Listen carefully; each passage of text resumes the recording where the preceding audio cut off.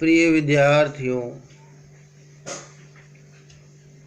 आज हम लोग फिर से सूरदास पाठ का अध्ययन करेंगे।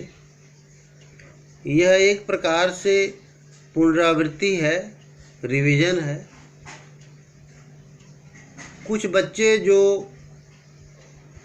देर से जुड़े होंगे या फिर किसी कारण से पहले के वीडियो को नहीं देख पाए होंगे, पाठ को अच्छी तरह से नहीं समझ पाए होंगे, उनके लिए यह एक सुनहरा अवसर है कि हम लोग दोबारा पाठ को पढ़ रहे हैं, समझ रहे हैं, अध्ययन कर रहे हैं। और इस क्रम में जो कुछ थोड़ा बहुत छूटा हुआ होगा, जो कुछ परेशानी होगी, वह दूर हो जाएगी। इसलिए आप पूरे ध्यान पूर्वक इसको देखें, सुनें। सूरदास का जन्म सन 1478 ईस्वी में माना जाता है। माना इसलिए जाता है क्योंकि इस तरह के जो पुराने भक्तिकालीन कवि थे, उन लोगों ने कभी अपनी आत्मकथा या अपना जीवन परिचय नहीं लिखा। इससे हमें उनके जन्म का निश्चित पता नहीं चलता है। आज वर्तमान परिस्थितियों में लोग अपनी जन्म तिथि हर जगह पर अंकित करते हैं। ज़रूरत भी इसकी हो गई है, नौकरियों के लिए, दूसरे कामों के लिए, शिक्षा के लिए, सबके लिए जन्मतिथि आज आवश्यक है। लेकिन तब के ज़माने में जन्मतिथि का कोई मतलब नहीं था। और विशेष करके जो संत कवि होते थे, भक्त कवि होते थे, उन लोगों ने कभी अपने बारे में किसी को कुछ नहीं कहा, कभी कुछ बढ़ चढ़कर नहीं कहा। जो कुछ किया वह ज्ञान और भक्ति का संदेश ही सिर्फ लोगों को दिया है।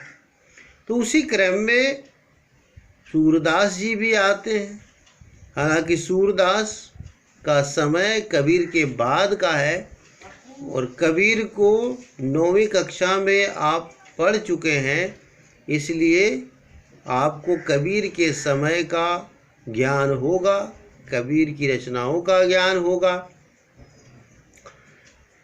एक मान्यता के अनुसार इनका जन्म मथुरा के निकट रूनकता या रेणुका क्षेत्र में हुआ, ये माना जाता है।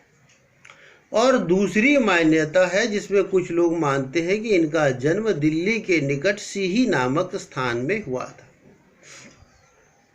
अब सच क्या है ये भी कहना बड़ा मुश्किल है। ये महाप्रभु वल्लभ आचार्य के शिष्य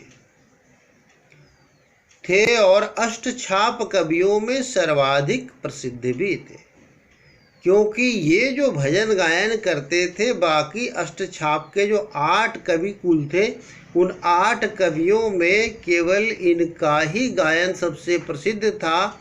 और इस कारण से ये सबसे अधिक जाने जाते हैं।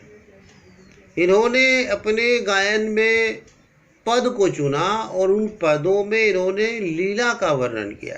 इसके पीछे भी बहुत बड़ी बात है और उन बातों के बारे में हम लोग क्रमशः धीरे धीरे स्पष्ट करेंगे। वीडियो छोटे छोटे होंगे, 5-5 मिनट, 5 मिनट से ज़्यादा का वीडियो होगा तो अपलोड नहीं होगा, इसलिए छोटे छोटे वीडियो होंगे। आप क्रमबद्ध रूप से उनको देखते जाएंगे तो बहुत सारी चीज़ें आपकी समझ में आ जाएंगी। तो ये वल्लभ आचार्य के शिष्य थे और सर्वाधिक प्रसिद्ध थे।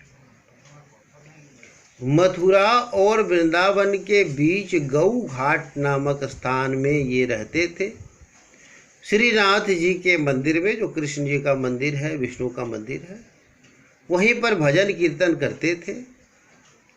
सन 1583 में 105 वर्ष की आयु में पारसौली नामक स्थान पर इनका निधन हुआ, ऐसा माना जाता है।